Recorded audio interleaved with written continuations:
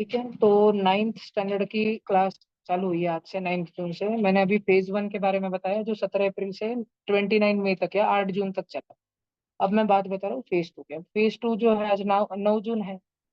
9 जून से लेके तो डॉक्टर होमी भाभा बाल वैज्ञानिक कंपटीशन तक अब अपना नाइन्थ स्टैंडर्ड की बैच और 10th स्टैंडर्ड की बैच सेपरेट रहेगी। सब बच्चे बड़े ध्यान से सुनो। और रोज रात में 8 से 9 PM मैं तुमको साइंस पढ़ाऊंगा, समझा? रे नाइट, ठीक है। डेली मॉर्निंग में बोर्ड पे देखते रहो सब जन, डेली मॉर्निंग में सुबह 6 बजे से 7 बजे तक मैं तुमको मैथ्स पढ़ाऊँ। अब सुबह 6 से 7 तो बहुत सारे बच्चों की कंप्लेन आएंगी, विशेष करके एमपीएस जैसा, और शायद संभाजी नगर या अदर बच्चों की भी कंप्लेन आ सकती है कि भैया हमारी स्कूल की जो वैन है वो 7 बजे आ जाती है, या 7:15 को आती है, 7:30 को आती है, तो हम इतने जल्दी कैसे उठे? तो तुम्हारे लिए देखो भैया, 5 बजे से लेके तुम 5:30 तक उठ जाओ, फटाफट तैयार हो, स्कूल यूनिफॉर्म में ही आओ। और जो लासुर के बच्चे, वो शक्य है तो ऑनलाइन आना कोशिश करो, और नहीं पॉसिबल है तो सुबह की जो बैच है वो ऑनलाइन लाइव कर ली। ठीक है, लाइव चलती है, लाइव। लेकिन ध्यान रहे, सुबह के बैच के रिकॉर्डिंग मैं यूट्यूब पर डालूंगा तो सही, लेकिन वो अनलिस्टेड रहेंगे, तुमको दिखेंगे ही नहीं।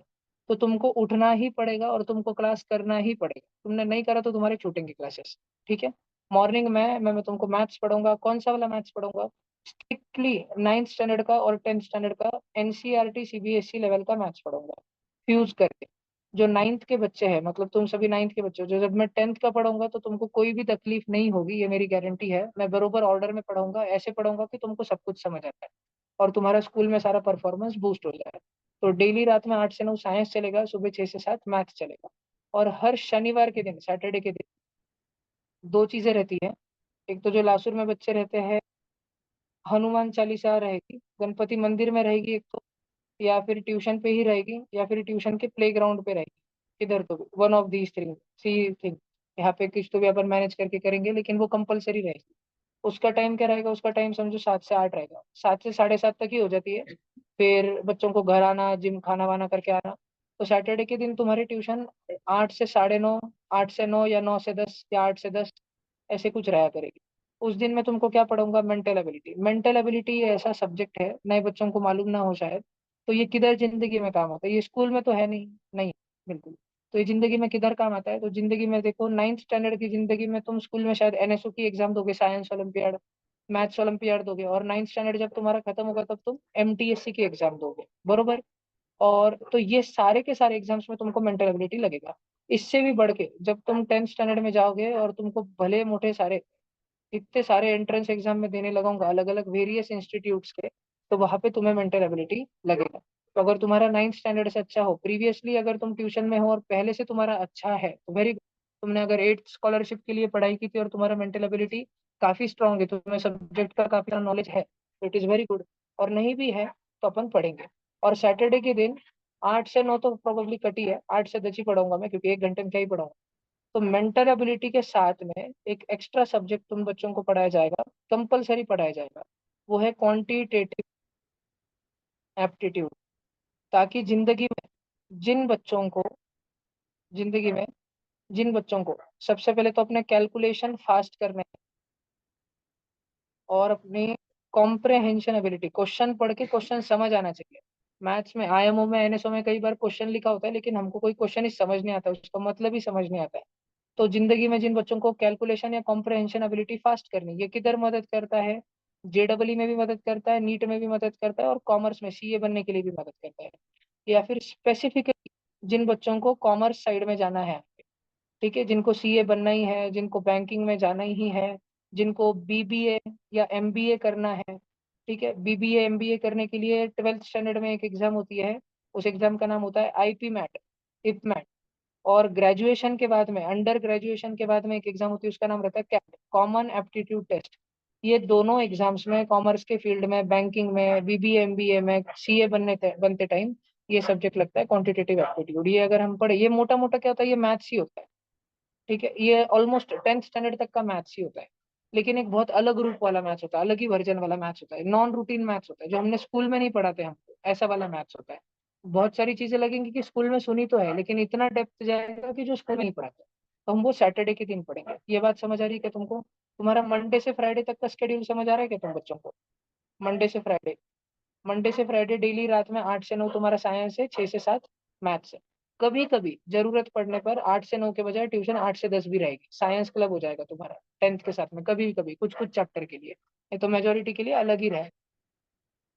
ऑनलाइन बच्चों या ऑफलाइन बच्चों, तुमको अभी तक कुछ पूछना है क्या? एक बार पूछ लो, कुछ भी पूछना है क्या अभी? नहीं समझ आ रहा है कि तुमको मैं जो भाषण दे रहा हूँ वो? भला संडे के दिन या स्कूल या पब्लिक हॉलीडे के दिन, ठीक है, अपने ट्यूशन का टाइम वेरी करेगा, चेंज होगा, लेकिन बहुत ज्यादा मैक्सिमम आवर्स का जो क्लास है वो 9th स्टैंडर्ड का ही रहेगा, क्योंकि तुम्हारी होमी बाबा की एग्जाम है, हमको वो वाला भी सिलेबस खत्म करना है।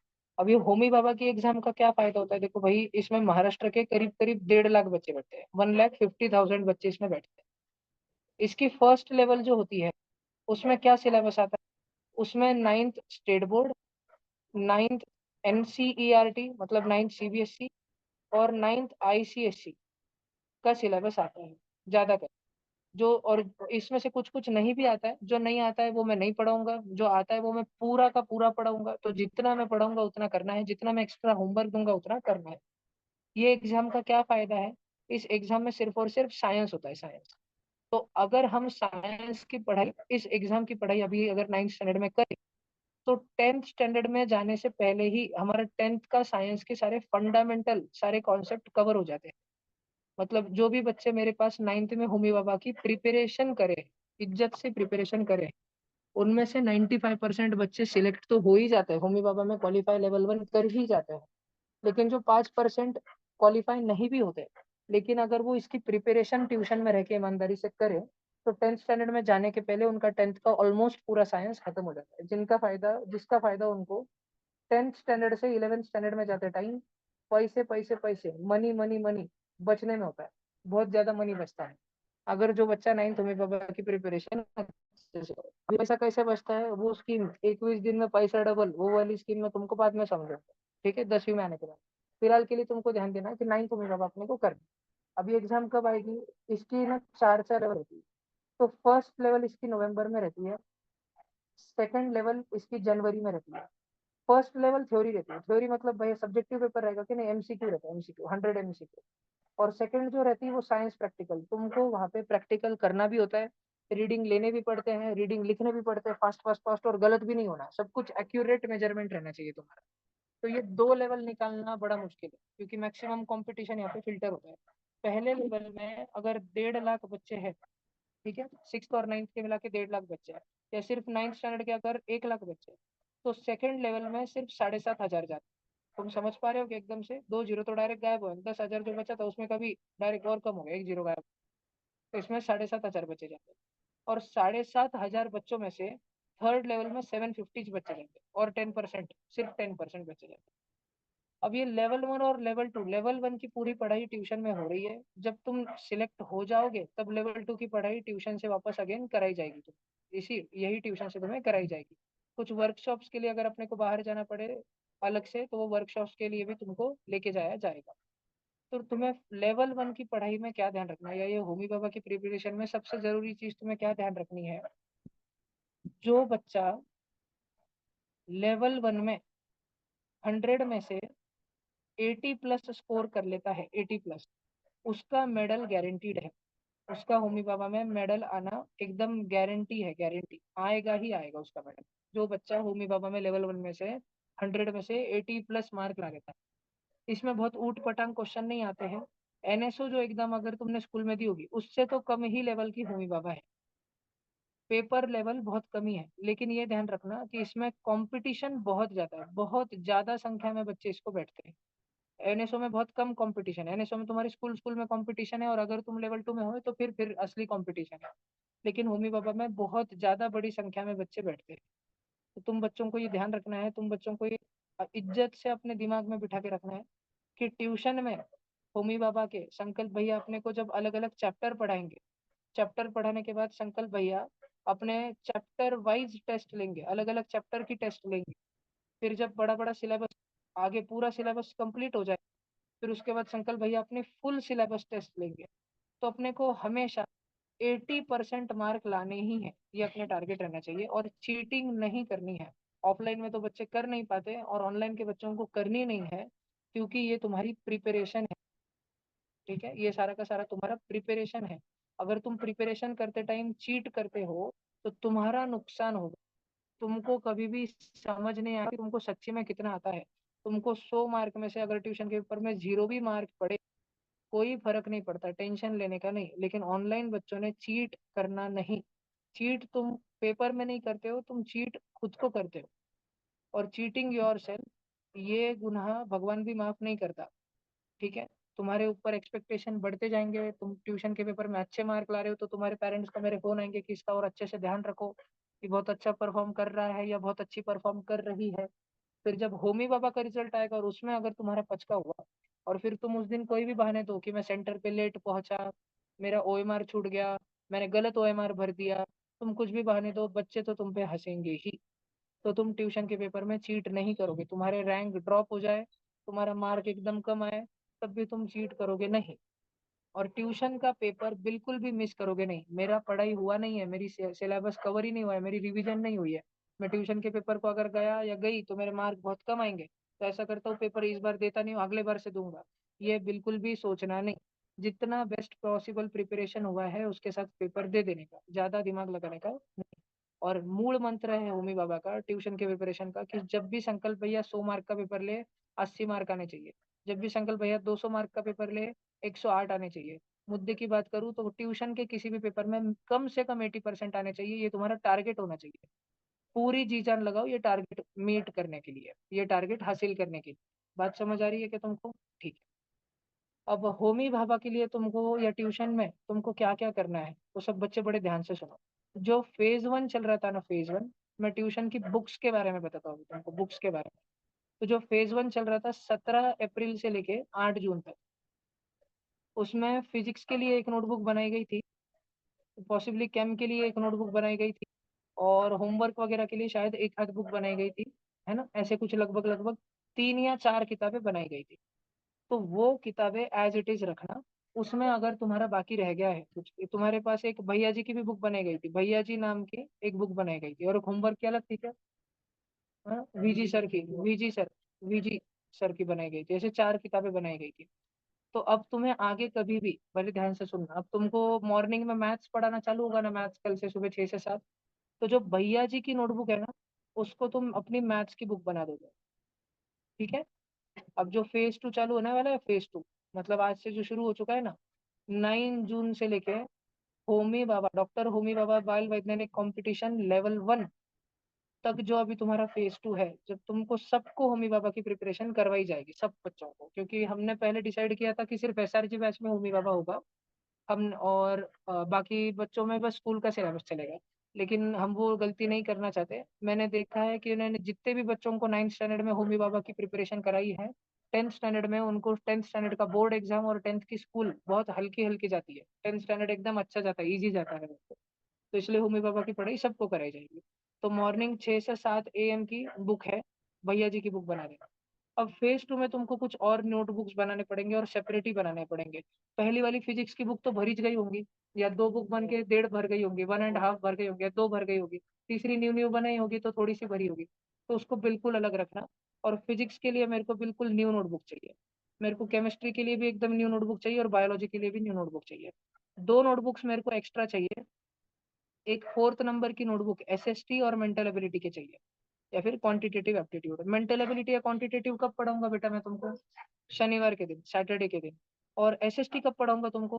तो जब तुम बच्चे स्कूल में चले जाते हो ना सुबह के टाइम पे, तब मैं एसएसटी के लेक्चर मेरे खुद के यूट्यूब पे रिकॉर्ड कर करके डाल, मेरे खुद के डाल।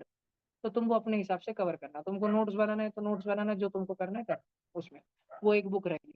और एक बुक रहेगी तुम्हारी टेस्ट पेपर सॉल्यूशन की। ट्यूशन में जितने पेपर होते हैं, जितने पेपर्स होते हैं, घर पे वापस से रिसॉल्व करना है। तुमको जो जो नहीं आना है एनालाइज करना है। विराट कोहली की फर्स्ट बॉल पे खटकन विकेट पड़ी, तो विराट कोहली अगले मैच से पहले 100 बार एनालाइज करता है कि बैट के स्विंग में क्या गलती हुई। है ना, एनालिसिस बहुत जरूरी, गलती कहाँ पर हो रही है, मिस्टेक्स को एनालाइज करना बहुत जरूरी है। तो ट्यूशन का पेपर हुआ, 100 क्वेश्चन का पेपर हुआ, तुमको भैया 15 क्वेश्चन आए, 85 क्वेश्चन आए ही नहीं, तो अगला 7 दिन, 8 दिन, 10 दिन सिर्फ और सिर्फ तुमने पेपर एनालिसिस में डालना है, पेपर रीसॉल्व करना है घर पे। ये बहुत बहुत बहुत जरूरी है। अगर तुम ये करोगे तो तुम्हारे मार्क बढ़ेंगे, हर पेपर में तुम्हारे मार्क बढ़ेंगे अगर ये तुम करोगे। ठीक है, तो मुझे फिजिक्स केम बायो की बिल्कुल न्यू नोटबुक्स चाहिए। एसएसटी मेंटल एबिलिटी के लिए एक चाहिए। एसएसटी में कौन सा वाला पढ़ाऊंगा? मैं एनसीईआरटी वाला भी पढ़ाऊंगा और एसएससी वाला स्टेट बोर्ड वाला भी पढ़ाऊंगा। स्टेट बोर्ड वाला क्या काम आता है? लास्ट में एक एग्जाम आएगी एमटीएससी की, तब काम आता है। और एनसीईआरटी का क्या काम आता है? वो तो तुमको स्कूल में मार्क मिलते हैं इसलिए काम आता है, बरोबर। ठीक है, और ये सारा रहे। इतना भाषण समझ आइए तो हुआ बुक्स के बारे में, नोटबुक्स के बारे में। अब मैं तुमको टेक्स्ट बुक बता देता हूँ, तुमको खुद से क्या क्या परचेस करना है, तुम्हारे पास क्या क्या रहना चाहिए। बड़े ध्यान से सुन लेना, एक ही बार बोलूंगा पूरी बुक की यादी। ठीक है, इसको अगर तुम हो सको तो नोट डाउन ही कर लेना, लास्ट में कर लेना। लगा तो रिकॉर्डिंग ऑन ही है सेशन की, तुमको मिल ही जाएगा सब कुछ। तो बेटा तुमको सबसे पहले तो सेवेंथ की एसएससी टेक्स्ट बुक तुम्हारे पास रहनी चाहिए, साइंस की। भैया एसएससी मतलब क्या? सेवेंथ स्टेट बोर्ड तुम्हारे पास रहना चाहिए, सेवेंथ स्टेट बोर्ड की साइंस की टेक्स्ट बुक रहनी चाहिए तुम्हारे पास। एट्थ की अगर सीबीएसई की तुम्हारी बुक थी, बहुत बच्चों के स्कूल में एनसीईआरटी यूज करते हैं, कोई कोई बच्चों के स्कूल में एस चांद यूज करते हैं, कोई कोई बच्चों के स्कूल में ऑक्सफोर्ड वगैरह यूज करते हैं, कोई भी यूज करते हैं। तो तुम्हारी एट्थ की जो सीबीएसई की टेक्स्ट बुक थी ना, वो भी तुम्हारे पास होनी चाहिए। तुमने रद्दी में डाल दी है, किसी बच्चे को सेकंड हैंड दे दी है, तो सेकंड हैंड दी तो वापस खींच लो उससे। और रद्दी में डाल दी है तो रद्दी वाले भैया तो चले गए, तो वापस नहीं खरीद। ठीक है, तुम्हारे पास एट्थ स्टेट बोर्ड साइंस की टेक्स्ट बुक होनी चाहिए, एट्थ स्टेट बोर्ड साइंस की टेक्स्ट बुक होनी चाहिए। तुम्हारे पास नाइन्थ एनसीईआरटी कंपलसरी होनी चाहिए। ठीक है, एनसीईआरटी तुम्हारे स्कूल में भले ही एस चांद पढ़ाते होंगे, ऑक्सफोर्ड पढ़ाते होंगे, अमुक टमुक पढ़ाते होंगे, लेकिन एनसीईआरटी तो होनी ही चाहिए। और तुम सब बच्चों के पास में नाइन्थ स्टेट बोर्ड की साइंस की बुक होनी चाहिए, ninth state board science text book. तुम सब बच्चों के पास में टेंथ स्टैंडर्ड की साइंस की सीबीएसई की सिर्फ और सिर्फ एनसीईआरटी बुक रहनी चाहिए, स्टेट बोर्ड वगैरह लेना नहीं है टेंथ का। इतनी टेक्स्ट बुक, सेवेंथ सेवेंथ की स्टेट बोर्ड, एट्थ की स्टेट, एट्थ की सीबीएसई, नाइन्थ की सीबीएसई, नाइन्थ का स्टेट बोर्ड, टेंथ का सीबीएसई। इतनी टेक्स्ट बुक तुम बच्चों के पास में रहनी चाहिए। इन सारे बुक्स के अलावा, इतने सारे बुक्स के अलावा मार्केट में, मतलब शॉप्स पे, बुक शॉप्स पे होमी भाभा के लिए बहुत सारी किताबें आती है, जिसमें से गलती से भी एक भी किताब नहीं खरीदी, not even a single book. ठीक है, तुम्हारे स्कूल में भी अगर तुमको बोले कि हम होमी बाबा के एक्स्ट्रा क्लासेस लेंगे बच्चों, तुम बुक खरीद लो, तो तुम्हें कोई भी बुक खरीदनी नहीं है। ऐसे कितने बच्चे हैं ऑफलाइन में और ऑनलाइन में जिनके पास पहले से होमी बाबा नाइन्थ स्टैंडर्ड की कोई ना कोई बुक है? हैंड रेस करो। बड़े भैया दीदी की है, स्कूल से मिली होमी बाबा की, दिशा में सबको दी कंपलसरी, वो 4 4 साल के जो पेपर रहते हैं जिसमें, वही दी है। ठीक है, जिसका कवर ब्लैक ब्लैक है, ब्लू ब्लू है, वही वाली दी है। और ऑनलाइन में है कोई बच्चा जिसके पास नाइन्थ होमी बाबा की कोई भी बुक है? ओके, नवीन के पास है, मतलब जीसा में दी है, तुमको भी दी है? सर मेरे पास भी है। सेकंड में? ओके कृष्णा, जीसा वालों के पास है। मैं जीसा वालों तुमको बहुत बड़ा भाषण तो नहीं देना चाहता, लेकिन मेरी मेरी पहली जो नाइन्थ की बैच थी ना, जीसा से जय करनावट क्वालिफाई हुआ था होमी बाबा, मेरे पास जीसा का वो दो ही बच्चे थे, जय और अनुष्का था। ठीक है, मेरे पास सेकंड बैच थी जब पूरे जीसा से 3 बच्चे क्वालिफाई होते, दीक्षांत पाटिल, सम्यक शिरसाट और श्लोक करनावट। तो सम्यक शिरसाट और श्लोक करनावट, तीन में से 2 बच्चे लासुर के थे, और दीक्षांत बाबू ने अपने ट्यूशन के पेपर सॉल्व करे थे। मेरी जो लास्ट ईयर बैच निकली होमी बाबा की, उसमें मेरे पास एक ही नमूना था जीसा का, जिसका नाम है रिद्धेश जाधव। वो बहु कुछ विशेष अभ्यास करता नहीं, तो वो बहु को होम बाबा हुआ। ठीक है, और मेरा एमपीएस का ट्रैक रिकॉर्ड अगर मैं बता दूं, तो जब से मैंने ट्यूशन पढ़ाना शुरू किया है, तो नाइन्थ स्टैंडर्ड में 2022 में, ठीक है, एक ही बच्चा एमपीएस से होमी बाबा क्वालिफाई किया था, और वो लासुर का ही था, अपना स्टूडेंट था समन पांडे। 2023 में एमपीएस से होमी बाबा में 7, नहीं 8 9 विद्यार्थी क्वालिफाई हुए थे, जिसमें से 7 अपने थे। 2 बच्चे शायद, प्राप्ति समदरिया सिक्स की थी, है ना, एक बच्ची, और निधि अजमेरा, और कौन था वे, मिष्टी समदरिया, भलते भलते बच्चे, सारे के सारे, साहस थोड़े, सम्यक पाटनी, ये सब के सब अपने लासुर के थे। 2023 में, पिछले साल, किसको पढ़ा मैंने होम बाबा? ये इस साल के बैच को।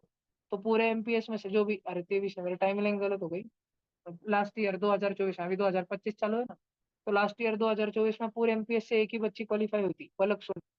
सिक्स सिक्स के 2 जन हुए थे, मैं नाम भूल गया उनके। और वो अपने पास थे नहीं, वो संभाजी नगर के थे। नाइन्थ के एक जन हुआ था पूरे नाइन्थ से, वो अपने ट्यूशन का था। ठीक है, तो एमपीएस जीसा वाले बच्चे, और चार्ट ऐसे तो तुमको मालूम, जो होता है वो अपने ट्यूशन का रहता है। ठीक है, जो होता है वो सब अपने ट्यूशन के कारण रहता है। तो मेरे को बहुत बोलने की जरूरत नहीं है।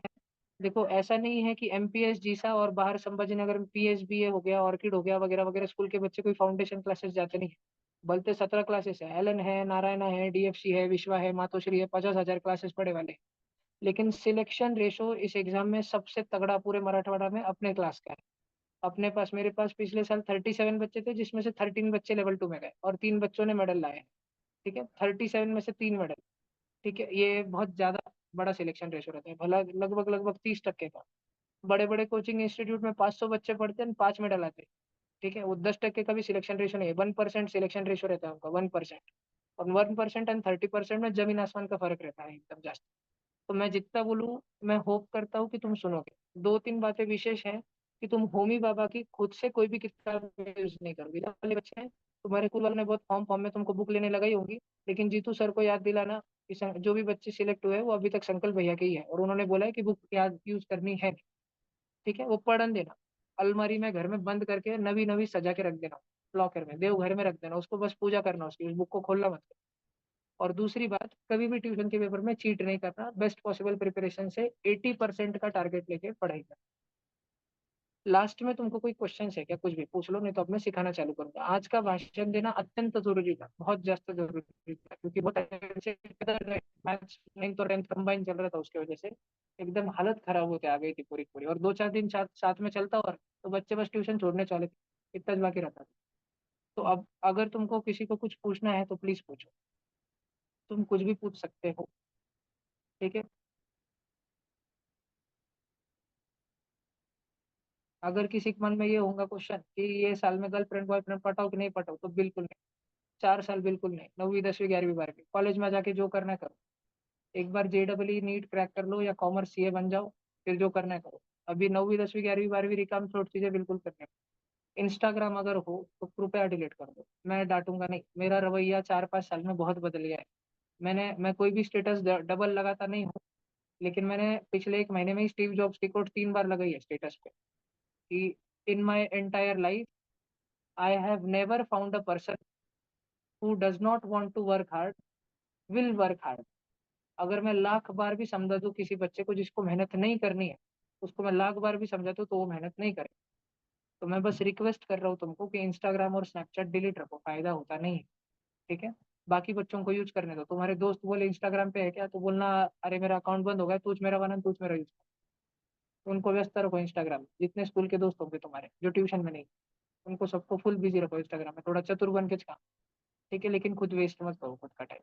अभी कुछ और चाहिए तुमको भाषण, कुछ पूछना है क्या? नहीं। एक बता दूं, मैं ट्यूशन जब आओगे, रोज रोज शाम में जब ट्यूशन आओगे ना, तो ये 3 किताबें, फिजिक्स केम बायो की नोटबुक रहेगी ना, न्यू न्यू नवी नवी नोटबुक तुम्हारी रोज साथ में रखना। और हमेशा ट्यूशन आते टाइम एक रफ बुक साथ में रखना, हमेशा, एवरी टाइम। ठीक, घर पे ट्यूशन से दिया गया हर प्रिंटेड मटेरियल संभाल के रखें। ऑनलाइन बच्चों, जो भी मैं तुमको पीडीएफ भेजूंगा, उसकी प्रिंट निकाल के अच्छे से संभाल के रख, ऑर्डर में संभाल के रख। अब चालू करूँ पढ़ाना? ठीक है, एकदम शुरू से पढ़ा रहा हूँ, मैटर इन आवर सराउंडिंग से, एकदम खुशी खुशी हो जाएगी तुमको, सब पढ़ाऊंगा। और अपन साल भर प्रेप गाइड फॉलो करें। तुमको अगर खुद के खर्चे से बुक लेनी हो तो ले सकते हो, नहीं लेनी हो तो मत, गरज नहीं है बिल्कुल, क्योंकि पीडीएफ मिल जाएगा तुमको ट्यूशन के टेलीग्राम ग्रुप पे या क्लासरूम ग्रुप। किसी को कुछ भी पूछना है क्या? चला, किसी के जीवन में बहुत ही ज्यादा समस्या चल रही हो पढ़ाई की, तो मुझे कांटेक्ट करे। और लास्ट एक पॉइंट बोलूंगा, जो भी नए बच्चे हैं, न्यू बच्चे, अंश है, आरुष है, अ, अमितेश और श्रेया का थोड़ा अच्छा है मैथ्स, प्रिंस का भी अच्छा है, कृष्णा है, अगर नवीन है, तुम बच्चों को अगर बेटा 8th का मैथ्स दोबारा सीखना है, तो अभी जैसी तुम्हारी बैच 8 से 9 रहती है, इससे 1 घंटा पहले 7 से 8 8वीं की बैच रहती है। उसमें कोई एक्स्ट्रा चार्जेस फीस नहीं उसकी, तुम अटेंड कर सकते हो डेली। अगर तुमको पिछला पूरा 1 साल डबल सीखना है, पूरा 8th पूरा डबल सीख लेना है, थोड़ी मेहनत कसरत होगी तुम्हारी ज्यादा, लेकिन तुम्हारा फायदा हो जाएगा। अगर इस ट्यूशन में तुम टिक गए ना, तो जब तुम्हारी 10वीं खत्म होगी, टिकते कम है इस ट्यूशन में, मेरी ट्यूशन में बच्चे हैं, लेकिन अगर टिक गए तो जब तुम्हारी 10वीं खत्म होगी तो पूरा संभाजी नगर तुमको ध्यान रखेगा। अभी चालू करते हैं, अभी आज अपन चालू करेंगे एकदम शिद्दत से पहला चैप्टर केमिस्ट्री का। ठीक है, मैटर इन आर सराउंडिंग्स। सुंदर सुंदर सारी किताबें जल्दी खरीद लेना। तुमने लिस्ट लिख के ले लेना क्या क्या खरीदना है, लिस्ट ले ली तुमने, है ना? एक हफ्ते के अंदर खरीद लेना। ऑल इन वन जिन भी बच्चों को चाहिए, ट्यूशन में दो दो है। जो भी अगर तुमको नहीं मिला, मुझे मांग लेने का, लगेज मिल जाएगा। जो बुक अकादी अगर तुमको चाहिए ट्यूशन से, मेरे को बोल देने का। स्टेट बोर्ड का गाइड चाहिए, एनसीईआरटी का कुछ चाहिए, ऑल इन वन ओसवाल चाहिए, जो चाहिए बोलने का, लाइब्रेरी में आ जाएगा अगले दिन आ जाएगा। ठीक है, चलो। तो अब हेडिंग लगाओ केम की बुक में। अगर केम की नई बुक लाई नहीं होगी ऑफकोर्स आज, तो रफ बुक में लगा दो, कोई तो भी बुक में पीछे लगा, मैटर इन आर सराउंडिंग्स।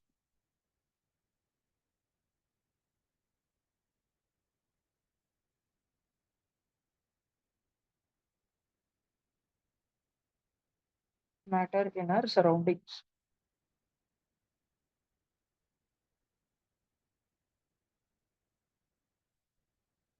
एक सिंपल सी बात बताओ बेटा, मैटर है क्या?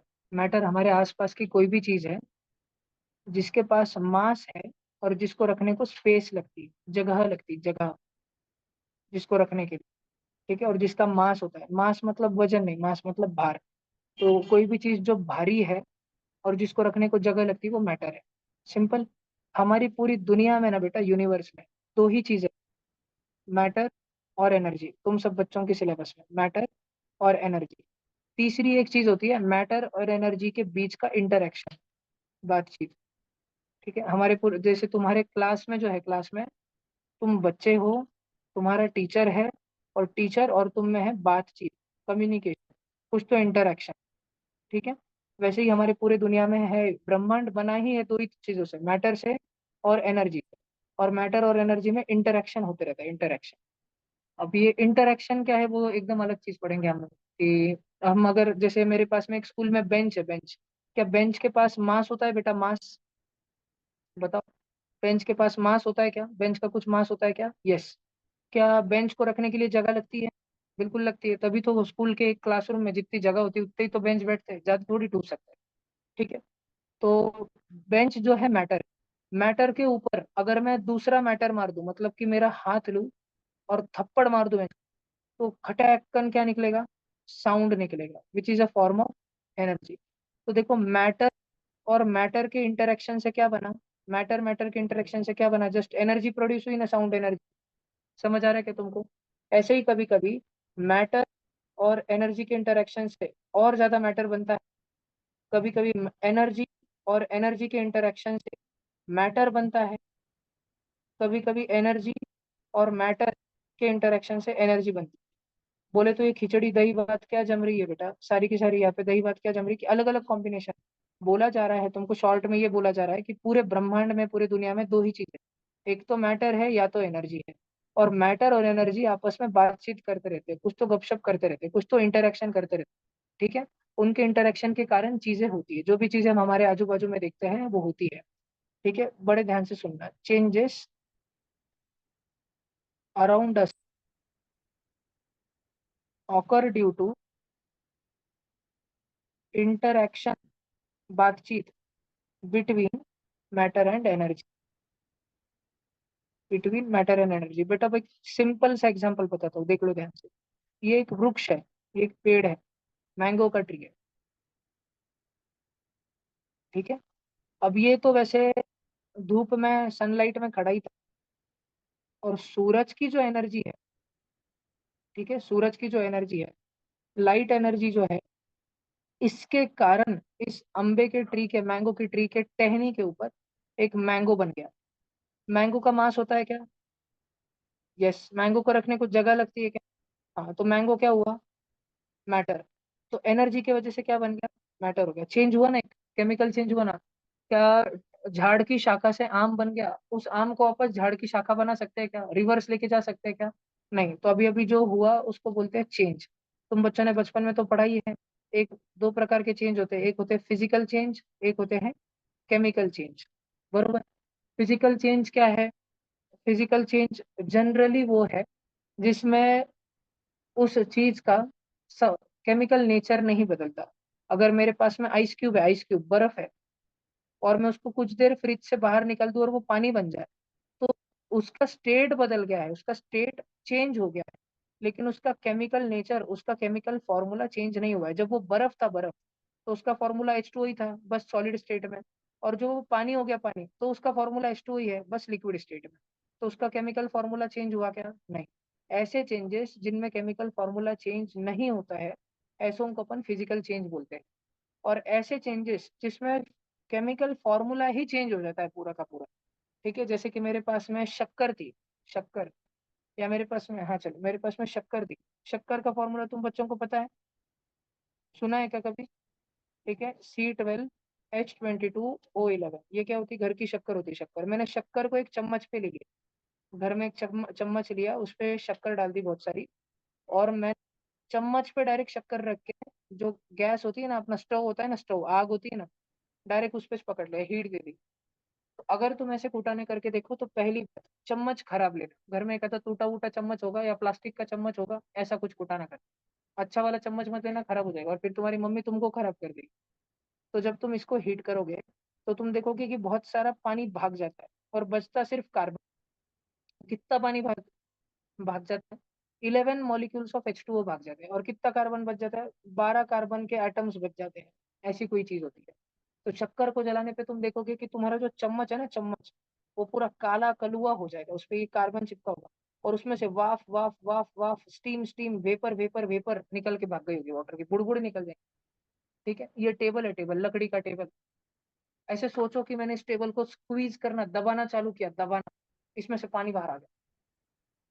समझो तुम्हारे पास स्माइली का बॉल था, स्माइली का बॉल खेला है ना सबने, स्पॉन्ज का बॉल, स्माइली का बॉल खेला है ना सबने, येलो येलो कलर, वो पानी में गिरा हुआ था, उसको बाहर निकाला, स्क्वीज किया, दबाया, तो पानी बाहर आता है क्या? तुम्हारे हाथ में शक्कर है, शक्कर, शक्कर को तुमने अपने हाथों में रखा, जोर से प्रेस किया, पानी बाहर निकल गया। ऐसा हुआ है क्या कभी? शक्कर को मूसड़ी से भी ठोका, हथौड़े से भी ठोका, तो पानी बाहर निकलता है क्या? नहीं। क्योंकि शक्कर को जब हम हैमर करते हैं, हैमरिंग ऑफ शक्कर जो होता है, हैमरिंग ऑफ शुगर, वो कैसा चेंज होता है? फिजिकल चेंज होता है, जहाँ पे शक्कर के दाने पाउडर्ड शक्कर बन जाते हैं, दाने दाने दाने दाने दाने दाने बन जाते हैं। फिर भी उनका फॉर्मूला चेंज होता है क्या? नहीं, पहले भी फॉर्मूला ये था, बाद में भी फॉर्मूला यही था। तो हैमरिंग ऑफ शुगर क्या है, या पाउडरिंग ऑफ शुगर क्या है? फिजिकल चेंज है। लेकिन बर्निंग ऑफ शुगर क्या है? एक केमिकल चेंज है। तो हमको चीजें में, हमारी दुनिया में फिजिकल चेंज और केमिकल चेंज, चेंजेस होते रहते हैं, बदलाव होते रहते हैं। और बदलाव क्यों होते हैं? जो चैप्टर हम पढ़ रहे हैं मैटर के बारे में, इस मैटर और आसपास की किसी एनर्जी के कारण, इन दोनों में जो इंटरेक्शन होता है ना, इंटरेक्शन, इनके कारण चेंजेस घटित होते रहते हैं हमेशा। हमेशा ध्यान रखना, मैं तुमको इतना इजी एग्जांपल बताता हूँ, ये वाला, ठीक है, यही वाला एग्जांपल तुमको बताता हूँ, कि मतलब अपने पास में आइस क्यूब था, मैंने उसको फर्शी पे रख दिया, फर्शी पे, घर की फर्शी थी ना, फर्शी, इस पे रख दिया। अब ये जो फर्शी है, फर्शी, ये भी सॉलिड पार्टिकल्स से बनी हुई है। फर्शी में भी बहुत सारे सॉलिड एटम्स हैं।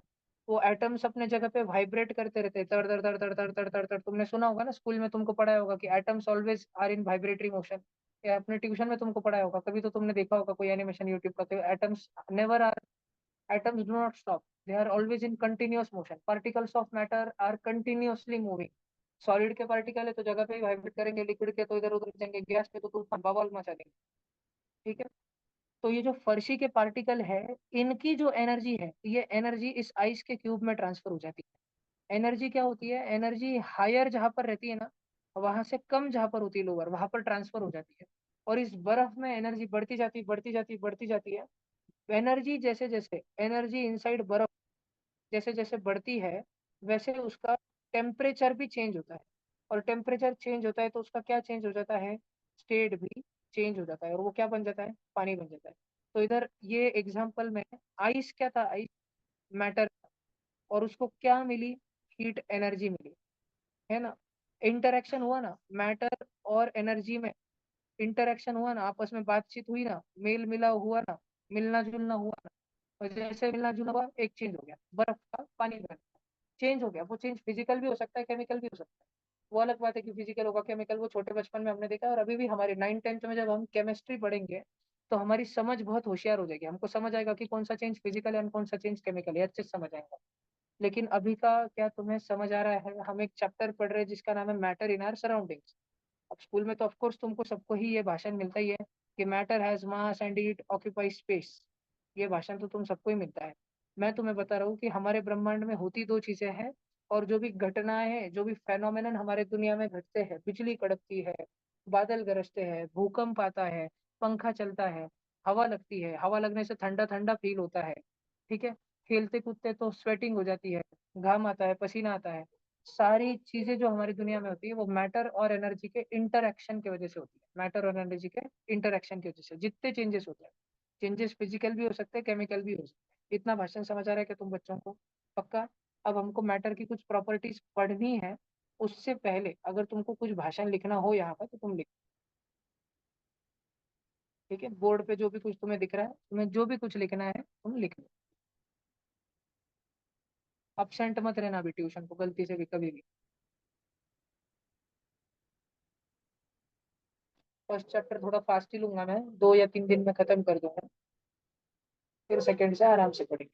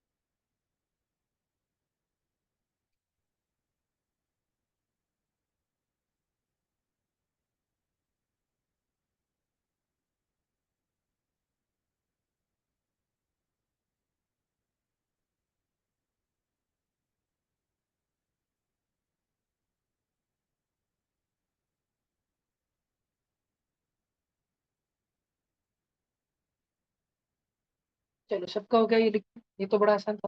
समझा के लिखना है क्या तुमको कुछ? इंटरेक्शन समझ आ रहा है तुमको? बातचीत करना हो, घुलना मिलना, गप्पे शप्पे मारना, साथ में घूमने जाना, सब कुछ, उसको सबको इंटरेक्शन बोलते हैं।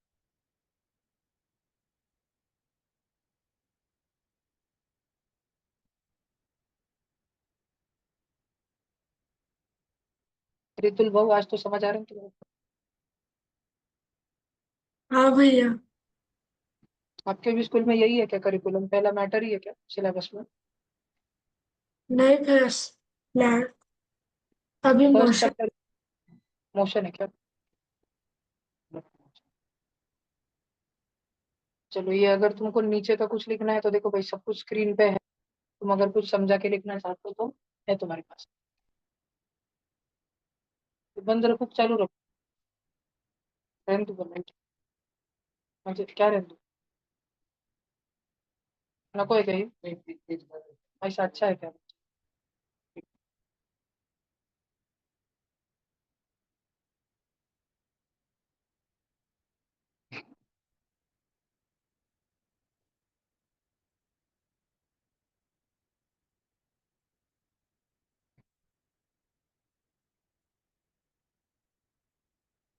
जल्दी करो तो बच्चों।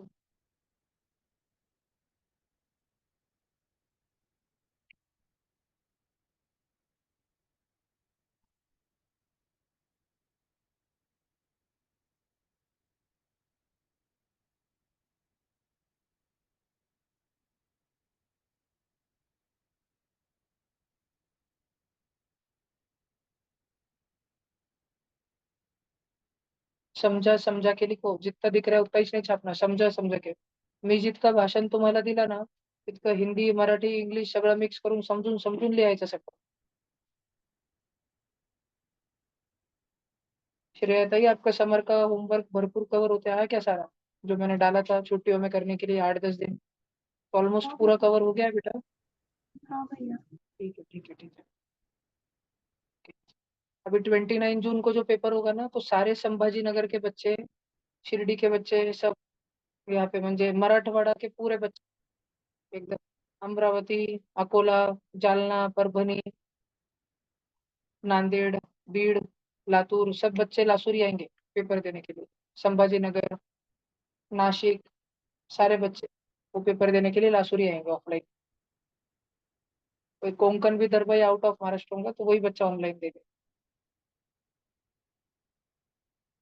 एसआरजी में सिलेक्ट होने के लिए ऑफलाइन बच्चों को, जो बच्चे पेपर ऑफलाइन में देंगे उनको खाली पेपर ही है, और जो बच्चे ऑनलाइन में देंगे उनको इंटरव्यू भी है बाद में।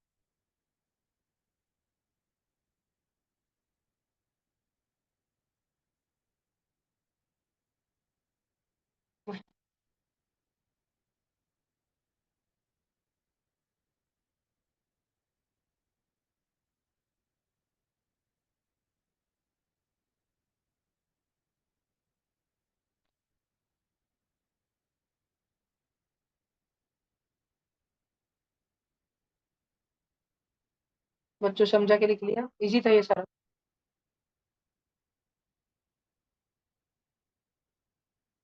सूरज ने झाड़ से, झाड़ जो कि मैटर है उससे इंटरेक्शन किया, तो और फर्दर मैटर क्रिएट हो गया, एनर्जी, सनलाइट, लाइट एनर्जी। और जो ट्री है, ट्री तो मैटर है, ट्री का मास होता है, हाँ ट्री को जगह लगती है, हाँ तो ट्री तो मैटर है। तो सूरज की रोशनी ने, लाइट एनर्जी ने ट्री नाम के मैटर के साथ इंटरेक्शन किया, गपशप किया, तो फर्दर और अंबा बन गया, मैंगो बन गया, और मैटर क्रिएट हो। एनर्जी और मैटर से मैटर भी बन सकता है, एनर्जी और मैटर से एनर्जी भी बन सकती है। एनर्जी और मैटर से जैसे एनर्जी कैसे बनती है, तो देखो, सुतली बॉम्ब फोड़ा होगा दिवाली पे, सुतली बॉम्ब, सुतली बॉम्ब, बॉम्ब का मास होता है, हाँ, बॉम्ब को रखने की जगह लगती है क्या, हाँ, तभी तो बॉम्ब के एक कूड़े में 10 इंच बॉम्ब आते हैं, है ना, जगह नहीं लगती थी, इतने भर देते थे ना। ठीक है, तो बॉम्ब मैटर रहता है। मैटर को अपन एनर्जी देते हैं, अगरबत्ती का छटका देते हैं, हीट एनर्जी देते हैं उसको, हीट एनर्जी, इग्निशन टेम्परेचर एक दे देते हैं।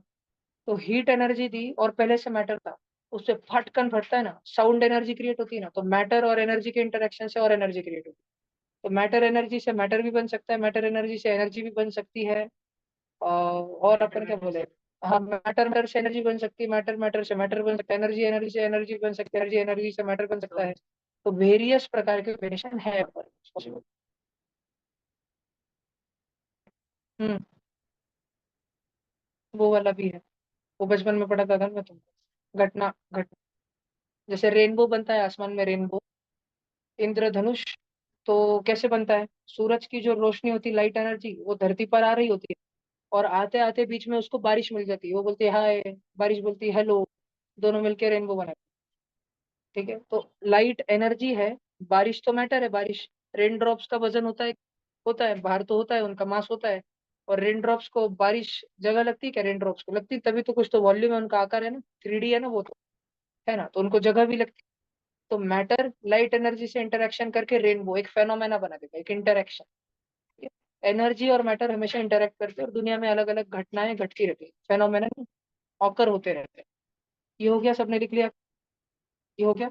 ये नीचे वाला कुछ अगर किसी को लिखना है तो देख लो, कि आइस मैटर था, उसको फर्शी से हीट एनर्जी मिली, जो फर्शी के पार्टिकल से उससे हीट एनर्जी मिली, उसके कारण वो मेल्ट हो गया, पर मैटर ही हो, एक चेंज हो गया, चेंज, स्टेट चेंज हो गया, वो फिजिकल चेंज हो गया।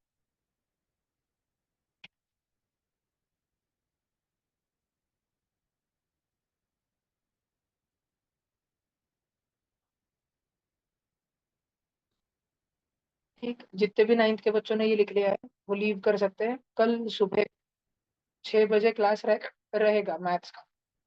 5, 5:30 तक उठ जाना, नहा धो के तैयार होके स्कूल यूनिफॉर्म में बैठ। ठीक, लिंक आ जाएगी, 2-5 मिनट देरी से भी आ सकती है, लेकिन आ जाए। ठीक है, जिनका ये लिख के हो गया वो लीव कर सकते हैं।